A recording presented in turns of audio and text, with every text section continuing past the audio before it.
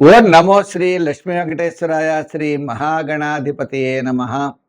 కరారవిందేన పదారవిందం ముఖారవిందే వినివేశయంతం వటస్య పత్రస్య పుటేశయానం బాలం ముకుందం మనసా స్మరామి. మనకి ఆగస్టు నెల కృష్ణాష్టమి, మరి రాబోయే శ్రావణ మాసం కదండి. చేత ఆ కృష్ణుడు మమ్మల్ని రక్షించుగాక.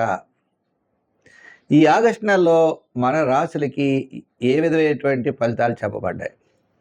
అనుకూలంగా ఉంటే వేగంగా పెడతాం, అనుకూలంగా లేకపోతే దానికి పరిహారం చేసుకుంటూ పాజిటివ్ వైబ్రేషన్స్ డెవలప్ చేసుకుంటూ మనం మరింత శక్తితో మరింత ప్రయత్నంతో ముందుకు పెడతాం, విజయం సాధిస్తాం.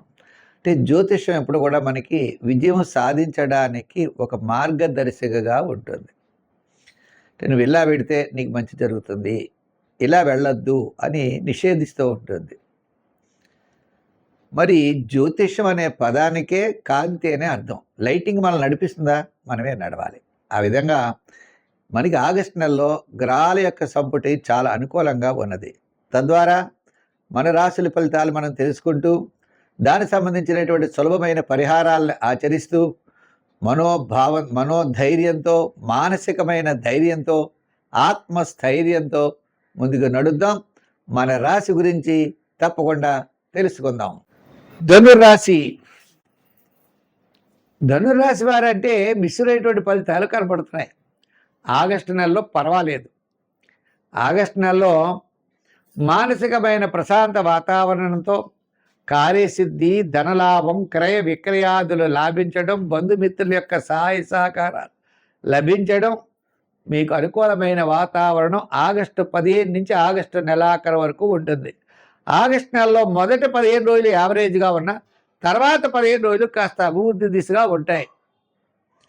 అయితే ఈ రాశి వారికి ప్రధానంగా గ్రహించాలి, శని అర్ధాష్టమ శని అంటే శ్రమ, చికాకు, అసంతృప్తి ఉంటాయి. ఆడవాళ్ళకి 30, 40, 50 ఏళ్ళ ఆ వయసులో ఉన్న వాళ్ళకి ఎక్కువగా పెయిన్స్ ఎక్కువగా ఉండే అవకాశాలు ఉన్నాయి. చిన్నపిల్లలకి తలకాయ పోటు ఎక్కువగా వచ్చే అవకాశాలు ఉన్నాయి.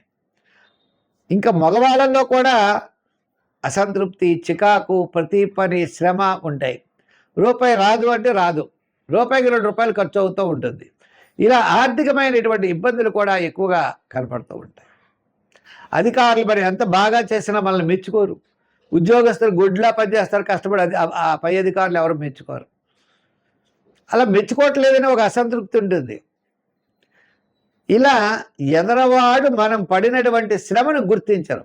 అయితే ఇదే తాత్కాలికం, దీని గురించి పెద్దగా మనం భయపడవలసిన అవసరం లేదు. ఏదో కొంతకాలం ప్రవాహం ఉందండి, దానికి ఎదురుగా ప్రయాణం చేయాలి, అది కూడా ఆనందించాలి. అవి టెన్షన్ పడిపోవడం, చికాకు పడడం, భయపడడం పనికిరాదు. మళ్ళీ మీకు కలిసి వచ్చేటువంటి కాలం ఉంటుంది. ఆగస్టు నెలలో 15 నుంచి నెలాఖరు వరకు కాస్త బెటర్ ఆపర్చునిటీస్ వస్తాయి, క్రయ విక్రయాదులు లాభిస్తాయి, విద్యార్థులకు కాస్త మేలు జరుగుతుంది. రాజకీయ నాయకులు కూడా అంతంత మాత్రంగానే ఉంటుంది. వృత్తుల వారికి ఆర్థిక పరమైన డెవలప్మెంట్స్ ఉంటాయి. వ్యాపారంలో కూడా చూస్తే కాస్త ఆర్థిక పరంగా ఫైనాన్సు, అలాగే జనరల్, కిరాణా, మెడికల్, చేతి వృత్తి పనివారు, కార్మికులకి, సంచార వ్యాపారస్తులకి కాస్త బెటర్ అవకాశాలు ఉండేటువంటి పరిస్థితులు ఉన్నాయి. అంచేత సంఖ్యల్లో మనం చూసినట్లయితే 3 రంగుల్లో మరి ఎరుపు ఆరాధనలో ఎక్కువగా శివారాధన చేయండి, శివాలయానికి వెళ్ళండి, నవగ్రహ ప్రదక్షిణ చేయండి.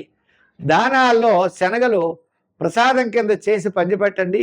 అలాగే నానబెట్టిన శనగలు ఆవుకు పెట్టండి, విశేషమైన ఫలితాలు ఉంటాయి. అవకాశం ఉంటే శనివారం శనీశ్వరుడికి తైలాభిషేకం చేయడం కూడా చాలా మంచిది.